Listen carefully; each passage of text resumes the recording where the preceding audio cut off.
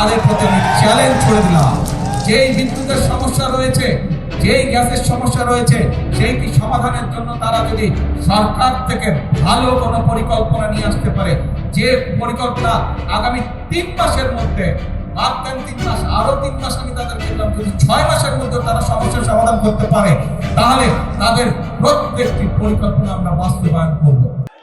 জাতির উদ্দেশ্যে স্পষ্ট বক্তব্য দিয়েছেন, বাংলাদেশের ঘরে ঘরে গ্যাস দিতে হবে, বিদ্যুৎ দিতে হবে, তাহলে তারেক রহমান যদি না দিতে পারে উনি ক্ষমতায় থাকতে পারবেন না। আমি ছোট্ট একটা স্মৃতি বলবো, 2013 সাল বেগম খালেদা জিয়া ঠিক এই জায়গায় বক্তব্য দেওয়ার জন্য এসেছিলেন, আমিও এখানে এসেছিলাম, আপনাদের কাতারে ছিলাম। এখানে দেখি চেয়ার নিয়ে মারামারি শুরু করে দিয়েছিল তৎকালীন ছাত্রদল যুবদল। ওই সময় বুঝেছিলাম এরা হাসিনাকে ফালাইতে পারবে না। তখন আমরা ইনশাআল্লাহ পুরো বাংলাদেশে গুছানোর কাজ আরম্ভ করি। 17 বছর লেগেছে, সকল দল মিলে ফ্যাসিবাদী সরকারকে বাংলাদেশ থেকে বিতাড়ন করেছে। এখন আমরা শুনতে পাচ্ছি বাংলাদেশে নাকি আপা টুপ করে ঢুকে পড়বে, আমরা বাইচে থাকতে আপা আসতে পারবো?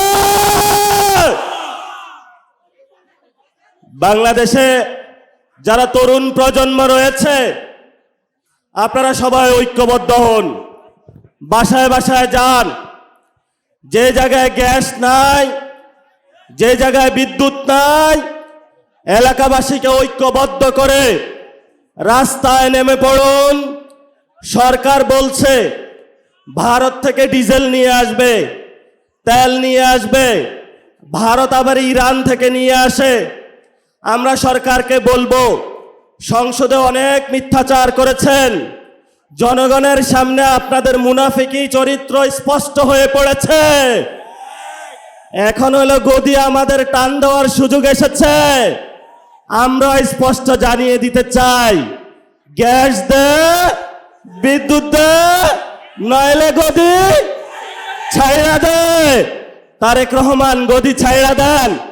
যদি গদি টিকাইতে হয় বাংলাদেশে সংস্কার বাস্তবায়ন করতে হবে।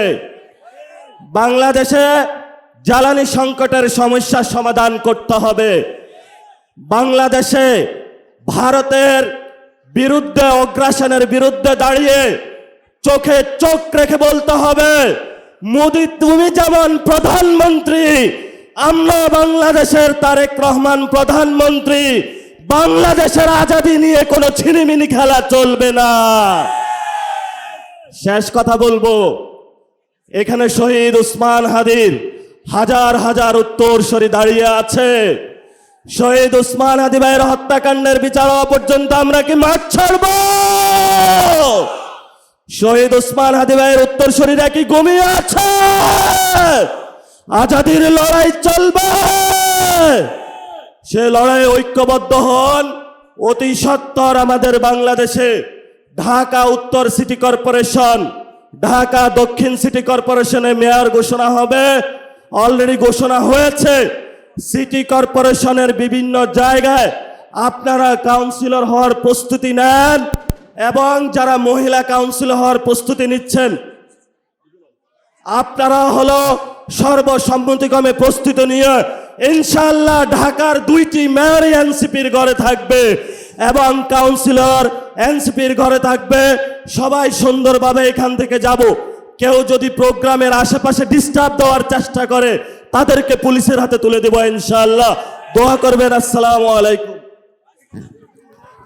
ইনকিলাব ইনকিলাব এটার একটা সূত্র হতে পাওয়া যাবে, কারণ এই অন্যায়টা যে হচ্ছে এটা আমরা প্রত্যেকে জানতাম, কিন্তু যারা অন্যায়টা করছে তারা এতই শক্তিশালী যে অন্যায় করা সত্ত্বেও, প্রকাশ্যে অন্যায় করা সত্ত্বেও তারা পার পেয়ে যায়। এই পার পেয়ে যাওয়াটাই সত্যিকার অর্থে আমাদের এই সার্বভৌমত্বের সাথে সম্পৃক্ত। কারণ আমি কি করে পার পেয়ে যাই, কি করে পার পেয়ে যায় না, কে পার পেয়ে যায়, কে পার পেয়ে যায় না, সেটাই আমাদের পরিষ্কার করে দেয় সত্যিকার অর্থে আমি সার্বভৌমত্ব কিনা। আমি যদি সেই জায়গার থেকে আসি, আমাদের ভারতের কথা যদি বলি, ভারতের সাথে আমাদের কি সম্পর্ক সেটা আপনারা সবাই জানেন, আমাদের মন্ত্রী কি বলেছেন সেটাও জানেন, কিন্তু একটা ছোট্ট উদাহরণ দিয়ে যদি আমি বলি, আবরার ফাহাদ ভারত বিরোধী করার জন্য তার প্রাণ দিয়েছেন, অথচ শেখ হাসিনা বাংলাদেশকে বিরোধিতা করা, ভারতে বসে ফরেন করেসপন্ডেন্ট ক্লাবে জায়গা পাচ্ছেন। এই দুটোতে দিয়ে বোঝা যায় যে ভিন্ন দেশকে প্রশ্ন করার ক্ষেত্রে কার কি প্রতিক্রিয়া। আমি আরেকটু দূরে যাই, এটা যেই সাকিব আলী সাহেব, দিলারা আপা, যেই রুবি আপা যেই কথাগুলি বললেন, ইউএনের কথা, ইউএনের ভূমিকা, সেটা যখন বলা হয়েছে, আমি একটু দ্বিমত পোষণ করি।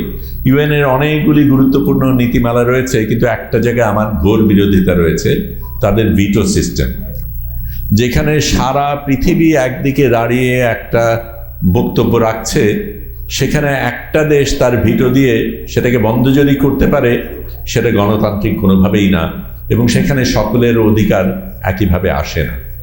আমি সেই সূত্র ধরেই বলি, আমার মনে হয় একটা প্রমাণিত হয়েছে একটা জিনিস কিন্তু এসবের মধ্যে, যে মেরুদণ্ড যদি থাকে তাহলে কিন্তু সেটাকে অবজ্ঞা করার সুযোগ নেই। আধিপত্য তখনই করে লোকে পার পেয়ে যায় যখন অন্যদের মেরুদণ্ডহীন একটা ভূমিকা তারা রাখে। যে কোনো একটা জায়গায় মেরুদণ্ড সোজা রেখে যদি আপনি দাঁড়াতে পারেন, সেটার কিন্তু একটা ভিন্ন প্রক্রিয়া রয়েছে, এবং সেটার খুব সরাসরি প্রমাণ ইরান।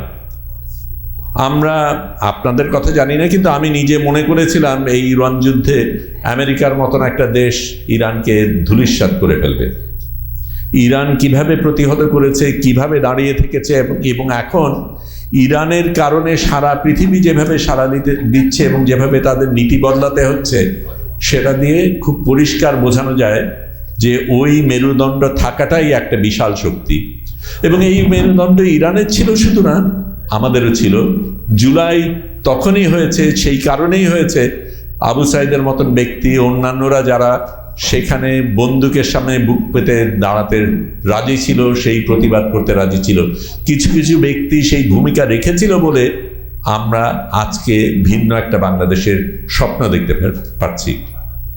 কিন্তু এই ভিন্ন বাংলাদেশ তখনই আমরা পাব যদি বাংলাদেশের চরিত্র বদলায়। এটা ঠিক যে হাসিনাকে সরানো হয়েছে, যারা বলে যে তেমন কিছু হয়নি তাদেরকে আমি প্রশ্ন করব, কারণ হাসিনা চলে যাওয়া একটা বিশাল ব্যাপার এবং এটাকে কোনোভাবে ছোট করে দেখার কারণ নেই। কিন্তু সেই হাসিনা চলে যাওয়ার কারণে যে এই সুযোগটা তৈরি হয়েছে, সেটাকে আমরা কতটা কাজে লাগিয়েছি সেই প্রশ্ন অবশ্যই আছে, আমাদের প্রত্যেকের ক্ষেত্রেই আছে। এবং সেই কারণেই আমি বলছি যে সরকার বদল বা সরকারের নেতৃত্বকে দিচ্ছে, সেই বদলের চাইতেও রাজনৈতিক সংস্কৃতিতে বদল হয়েছে কিনা সেই জিনিসটা ভাবাটা বেশি গুরুত্বপূর্ণ। নিপীড়করা কেন পার পেয়ে যায়? লোকে ভয় পায়, সেটা আমি গ্রহণ করি, ভয় পাওয়ার যুক্তি রয়েছে। কিন্তু এই ভয় পাওয়ার ফলটা কি হয় একটা পর্যায়ে? কিছু কিছু ক্ষেত্রে আমরা মনে করি কি হবে, এটা করে তো লাভ কি, কত, আমরা হতাশ হয়ে যাই। এবং হতাশ হওয়ার কারণে কিছু কিছু ক্ষেত্রে আমরা নিজেদের সংকুচিত করে ফেলি। যেই মুহূর্তে আমরা নিজেকে সংকুচিত করে ফেলি, তখনই কিন্তু নিপীড়কের জয় হয়ে গেছে। তখন তারা নিপীড়ন করতে লাগে না, কারণ আমি তো তার কাজ করে দিয়েছি, আমি প্রতিবাদ বন্ধ করে দিয়েছি, আমি লড়াই বন্ধ করে দিয়েছি, তার নিয়মে আমি চলছি। কাজেই একটা অলিখিতভাবে তার দমনটাকে নর্মালাইজ করে ফেলা হয়, সেটাই হয়ে যায় স্বাভাবিক। এবং কিন্তু সেটাকে যদি একজন প্রশ্ন করে, এবং যেই জিনিসটা জুলাইয়ে আমরা করেছিলাম, সেই জিনিস এত শক্তিশালী একটা দেশ, এত শক্তি, তার মিলিটারি আছে, পুলিশ আছে, আদালত আছে, সব কিছু থাকা সত্ত্বেও তার কিন্তু পালিয়ে যেতে হয়েছে। এবং এর সাথে ছোট্ট করে বলি, শেখ হাসিনা তার বক্তব্যে বলেছিলেন তিনি দেশে ফিরে আসতে চান, দেশের মানুষের কাছে ফিরে আসতে চান। তাই যদি তিনি চাইতেন, তাহলে তার লেজ গুটিয়ে হেলিকপ্টারে করে পালিয়ে যাওয়ার কোনো প্রয়োজন ছিল না, উনি দেশেই থাকতেন, মোকাবেলা করতেন। সেটা তো তিনি করেননি। এখন ভিন্ন স্বর, ওই ধরে ফেললে চিচি করে ছেড়ে দিলে লাভ পারে, সেই জায়গায় আমরা পৌঁছেছি। কিন্তু আমি তার মধ্যে যাচ্ছি না এবং এটা ছোট্ট করব। আমি মনে করি সত্যিই আজকে যেই জিনিসটা আপনারা দেখছেন, যেই মানুষগুলি জড়ো হয়েছেন, তারা প্রত্যেকেই নিজের মতন করে বিভিন্নভাবে এই সংগ্রামে যুক্ত ছিলেন। তাদের প্রত্যেকের কোনো না কোনোভাবে অবদান ছিল আজকে আমরা যেই জায়গায় আসতে পেরেছি। সেই মানুষগুলি আজকে এখানে এই আলোচনায় এসছে কি কারণে? কারণ তারা শঙ্কিত, তারা মনে করে বাংলাদেশ যেই যে জায়গায় যাওয়ার সম্ভাবনা ছিল সেই জায়গায় যাচ্ছে হয়তো না। যেই আধিপত্যের কথা আমরা বলেছিলাম, ভিন্ন আধিপত্য আসছে কিনা, যেই চুক্তিগুলি হচ্ছে সেগুলি কার সাথে হচ্ছে, যেই চুক্তিগুলির কথা আমরা জানি না সেগুলির মধ্যে কি আছে, এগুলি নিয়ে আমাদের প্রশ্ন করা দরকার। আমি এগুলির কোনো ব্যাপারেই বিশেষজ্ঞ নই। আমি আমার জায়গাতে শুধু বলি লড়াই আমাদের করতেই হবে। এবং এটাও বলি, আমি কিন্তু অন্যদের কথা জানি না, আমি কিন্তু এখানে সরকারের বিরোধিতা করতে আসিনি। আমি সরকারকে আমার সরকার মনে করি, এবং যেহেতু আমার সরকার মনে করি এই সরকার শক্তিশালীভাবে মেরুদণ্ড সোজা রেখে সারা পৃথিবীতে ওইভাবে দাঁড়িয়ে থাকবে, মোকাবেলা করব। আমি এই সরকারের গর্ব করব, এই দেশের গর্ব করব। সেই জায়গায় আমি যেতে চাই, এবং সেই জায়গায় যেতে চাই বলে তাকে আমি জবাবদিহি করতে চাই, যাতে তার পথ থেকে সে কোনোভাবে না নড়ে, সে যাতে অনড় থাকে। ধন্যবাদ।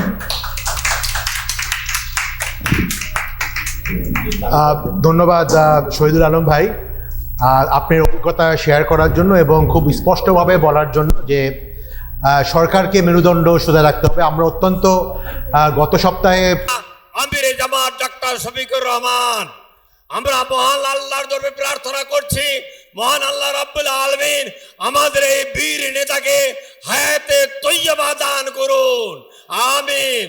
এবং দেশের স্বার্থে, জনগণের স্বার্থে, কল্যাণের স্বার্থে, ইমানের স্বার্থে তাকওয়া ভিত্তিক দেশপ্রেমিক একটি বাংলাদেশ গড়ার জন্য তাকে তৌফিক দান করুন।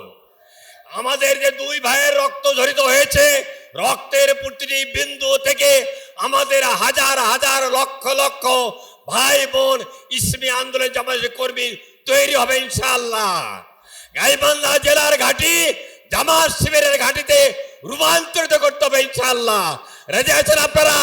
মহান আল্লাহ রাব্বুল আলামিন আমাদের সবাইকে আগামী দিনে বৈষম্যমূলক রাষ্ট্র করার জন্য বিরোধী দলীয় নেতা আমির জামাতের নেতৃত্বে দুর্বার গণ আন্দোলন তৈরি করার তৌফিক দান করুন, আমিন। আসসালামু আলাইকুম।